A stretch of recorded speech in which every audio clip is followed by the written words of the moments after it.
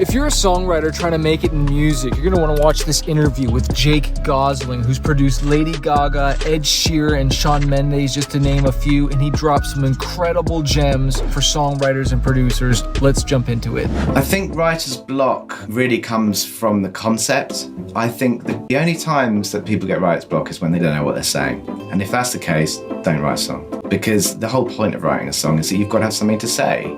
So there's no point just going, okay, let's just write a song about this guy who wanders down the road. And okay, fine, great. But is that really going to be, there's got to be a story. There has to be something for a song to hang off. There's got to be depth, whatever that depth is. I'm not saying it's got to be like a concerto or it's got to be like the most deepest, weirdest, strangest sort of lyric in the world. What does it hang off? Why are you doing it? Why are you writing the song in the first place? You're writing it because ultimately you're trying to say something. That's really what songs should be about. The great songs have always got a story behind them. Some of my favorite songs that tell stories are Stand by Eminem, Wait in the Truck by Hardy, Hotel California by the Eagles. There's so many. Let's keep going. Those creative ideas will hit you in the middle of the night, first thing in the morning. Someone said something to you. Oh, that's cool. Jot it down, make a note of it. I've got a lyric book. I write things in there all the time. I draw in there. I've just got ideas in there. I've got my phone. With technology now, it's so easy. Voice note. Blah, blah, blah, blah. I was, walking around the other day singing on my phone in the train station, and people looking at me like I'm a bit odd. But at the same time, I don't really care because I'm like, it's an idea and I don't want to lose it. I'll take the dullest pencil over the sharpest mind. What does that mean? Write your ideas down. Write that down, write that down!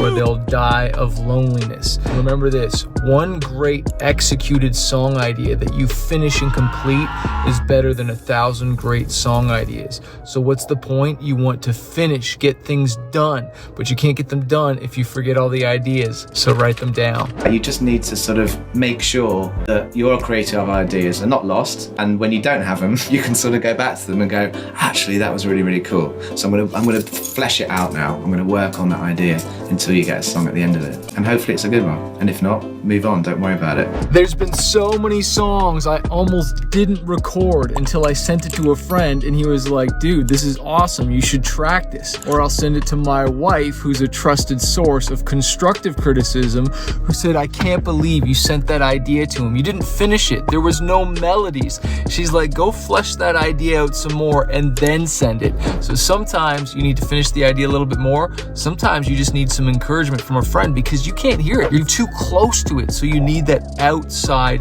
feedback. I think collaboration is a really good thing.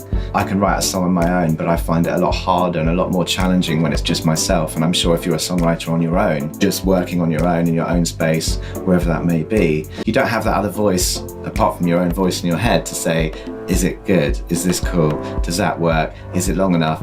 Is people gonna like it? Oh my God, do I sound okay on it? I studied art. I did art a lot and painted and stuff, and I always found that I used that in the same reference with music. Well, when is the painting finished? How many layers of paint can you put on, or how many things can you stick on it for it to be whatever? What texture is it? When do you go, I've done it? There you go, finished. And that's one of the hardest parts, I think. I think knowing that you can sort of put it to bed is a good thing. And I think maybe undercook it. I always will try and undercook it a tiny bit. I will try not to push it too far. And I've been so guilty sometimes. Don't aim for perfection, aim for better than yesterday. And done is better than perfect. If Steve Jobs waited until the iPhone was perfected, he never would have released it, or the iPod. But he sold it and improved on it and improved on it. What do you think software updates are? They sell you software that has bugs in it, and then they trick you and say, hey, here's the update for all the fixes because we shipped you something that wasn't perfect. Same thing with your music. Ship it, get it out to the world, and just write another song, man. I think with the writing process, to keep it moving forward, you've got to keep referencing what it's about. That's why I do this 2-day thing, because you can sometimes deviate a little bit off there and you want to try to keep bringing it back. So when you have that headspace, let's say after day 1, and you've recorded it roughly, or the main bits of it sort of in place, like the main statements are in there, then you know where you're going, and then you've got that headspace that night to get wasted. No, I'm joking. And then you can come back to it the next day and go, okay, this... We all agree now that we've lived with it a little bit, and we're not in the studio and we're not in the room, and we've gone, okay, cool, that is right here, or we really don't like that part, let's rework it. One of my producers likes to send me a version 1 of the song where he's really edited things, got a really good arrangement, and then he wants my feedback to say, okay, like how's this sounding, or like this is like what I'm thinking, and then I'll give him feedback because I'm an outside ear, because I haven't been in the studio for 7+ hours editing vocals, arranging things, playing instruments, and I can be like, oh, I'm hearing this, fix that. In fact, I just told him right now to chop a pre-chorus because it was dragging the song, and he'd been too close to it, so he couldn't hear that. Other times, before he chases a rabbit too deep down the hole, he'll send me something and be like, hey man, this is what I'm thinking. Are you feeling this vibe? Like, before I go down and spend hours and hours on this, I want to make sure you're liking this idea. And I'll be like, yeah, I like where you're going with that, or why don't you try this a little bit, or I like this but I don't like that, but give him a little bit of feedback. But what's awesome is to work with producers who are willing to chase some rabbits, to try some things. Because sometimes we one time started kind of like with an acoustic idea, it kind of went more poppy punk, and then it ended up this kind of dark rock pop thing, and it's freaking killer. But if we didn't go down some different holes and try some things, we would never have gotten to where we are with this song. So be willing to work with producers that are willing to try some things and not be afraid to rework it completely to get the best song possible. There's nothing wrong with reworking it, nothing wrong with that at all. And I think it's important to make sure that the lyrics are really strong. That really, is that really the word you want to use? Is that as good as it can be?